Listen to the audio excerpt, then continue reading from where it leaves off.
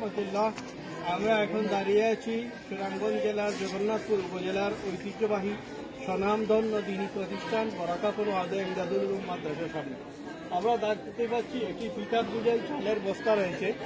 এগুলো দান করেছেন বরকাবন দক্ষিণপাড়া গ্রামের ইংল্যান্ড প্রবাসী জনাব আবুল ইমরান সাহেব এবং ওনার দুই ভাই জনাব সেলিম মিয়া সাহেব ও জনাব হিরণ মিয়া সাহেব। তাদের পরিবারের পক্ষ থেকে বরকাবন ওয়াদা ইমদাদুল উলুম মাদ্রাসায় 30 বস্তা চাউল দান করা হয়েছে ছাত্রদের খাবারের জন্য।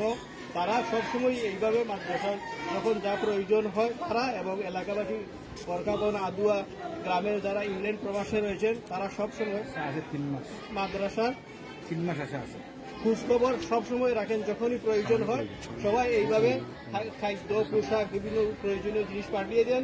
এই 30 বস্তা চাল দান করেছেন জনাব আবুল ইমরান সাহেব দক্ষিণপাড়া নিবাসী প্রবাসী এবং ওনার ভাই জনাব সেলিম মিয়া সাহেব ও জনাব হিরণ মিয়া সাহেব। তাদের পক্ষ থেকে দান করা হয়েছে এবং যিনি নিয়ে এসেছেন ওনার ফুফাতো ভাই জনাব সুহেল সাহেবের কাছ থেকে আমরা জানতে পারলাম যে আমরা আরো 2 মাস আরো হয়তো এইরকম পেতে পারি, এইভাবে আশা রয়েছে।